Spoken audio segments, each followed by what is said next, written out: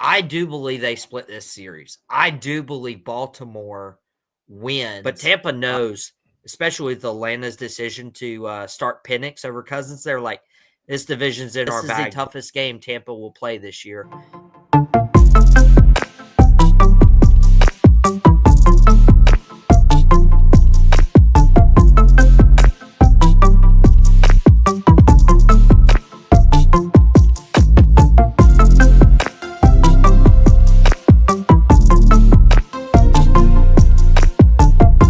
So we're going to go through some of these NFL picks. I don't have any crazy pick'em games like what you would so fun creatively do for us, where you had to pick the underdog for double the points and all that. I'm pretty vanilla, so I'm going to give you the teams. I'll give you the spread. Tell me over, under, and who you like, and then that's pretty much how we'll do it. You game? Okay. All right. So week 16, ironically enough, the Texans and the Chiefs.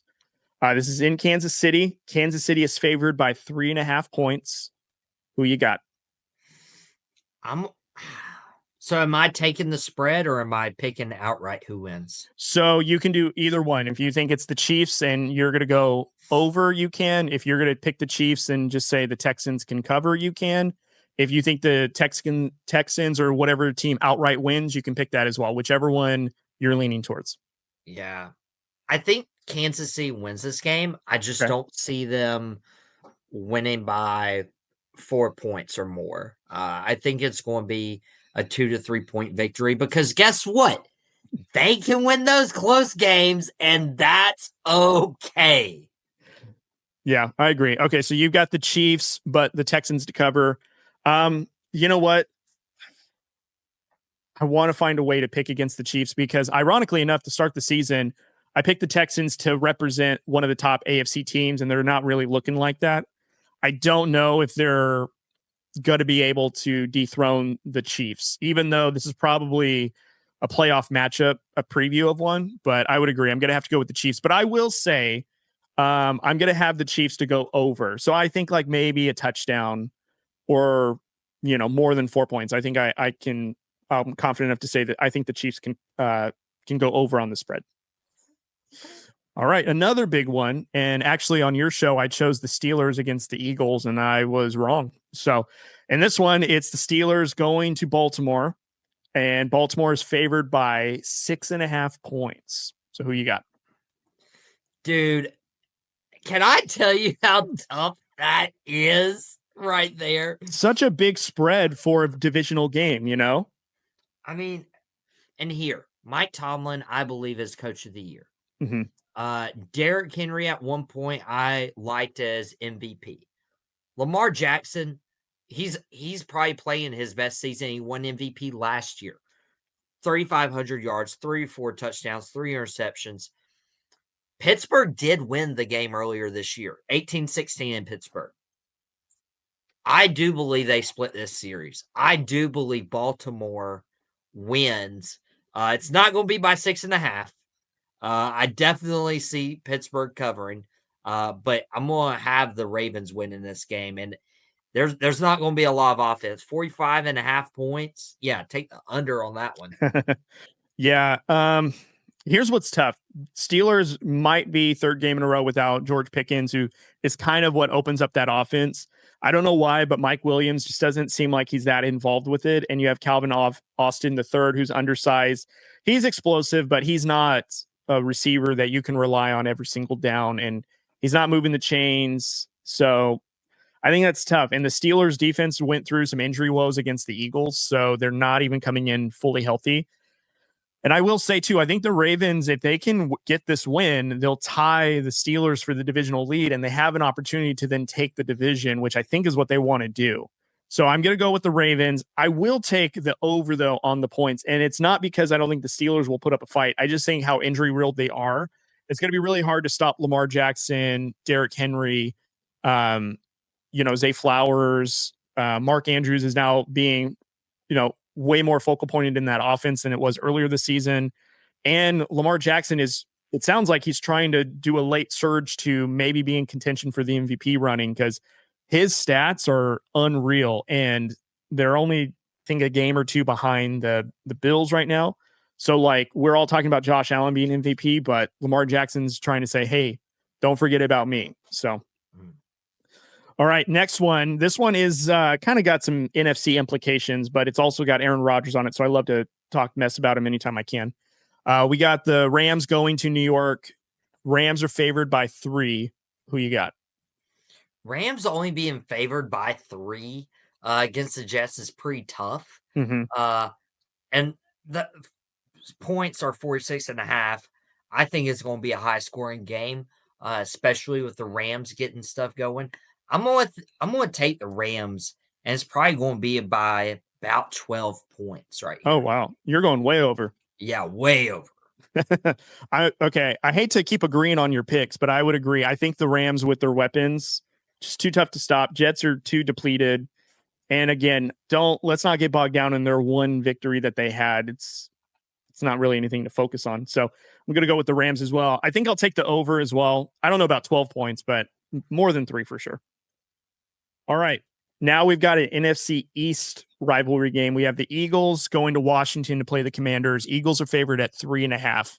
Who you got? Man, this is a huge game.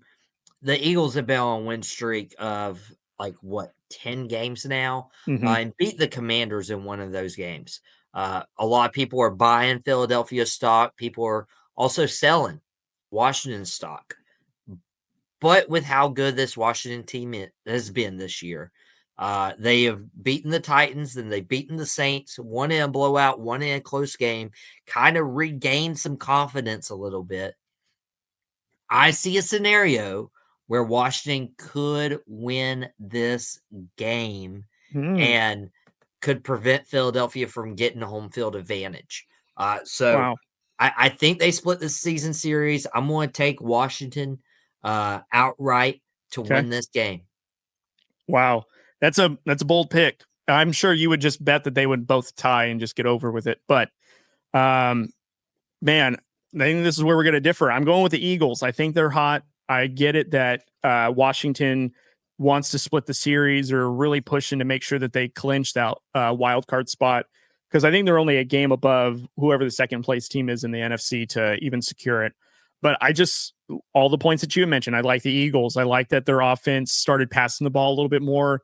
You got Saquon Barkley. If you get all those pieces involved in that defense, it's going to be really hard to stop the Eagles. And I don't know if the Commanders have enough on their defense to stop everybody, even though I think Marcus Lattimore is supposed to start in this game, or maybe he played last game.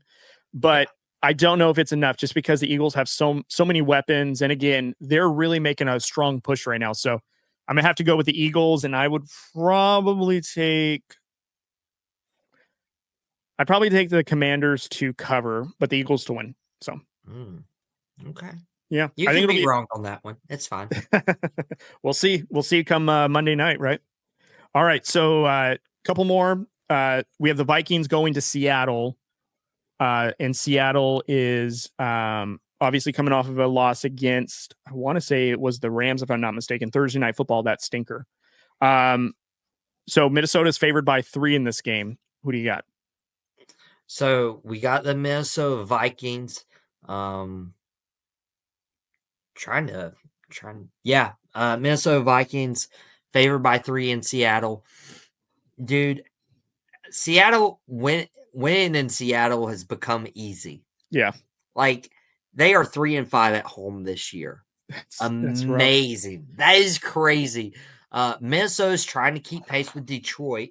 And so I got Minnesota, and I got them by 6 points. Seattle's going to try. They're going to get the ground game going a little bit, take some pressure off Geno. But for a guy who's thrown, 14 touchdowns and 13 interceptions, I don't see much happening for the Seahawks. Yeah, I haven't seen much happening for the Seahawks, and I have some of their players on my fantasy team. So I need Geno Smith to have a really good game, because I'm in the finals of one matchup, ironically enough, against my cousin. So shout out Nick. But Minnesota, in my opinion, is going to go into Seattle, and they're going to absolutely obliterate Seattle. I more than 3 for sure, maybe even more than 6, because as I mentioned, I think that in the NFC, Vikings are a team that people should not sleep on and actually be really worried about making a deep run. But Seattle, the wheels are falling off. I think, the Rams have caught them. I think the Rams are going to secure the NFC West. I don't see how Seattle can really come out of this. If they can beat the Vikings, that's a huge boost for them, but I just don't see how they get that done. So I don't trust the Seahawks. So I got the Vikings on this one. All right, last one. This is for your boys. We got Tampa coming into Jerry's world, and Tampa's favored by 4. So, Michael, who you got?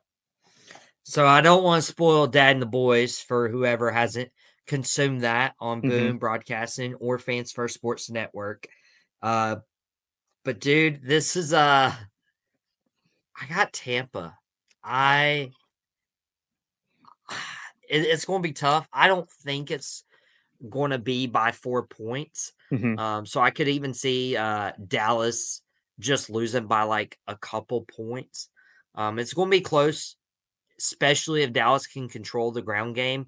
But they're 1-6 at home. They've been playing pretty well, but Tampa knows, especially with Atlanta's decision to start Penix over Cousins. They're like, this division's in our bag, but this is the toughest game Tampa will play this year.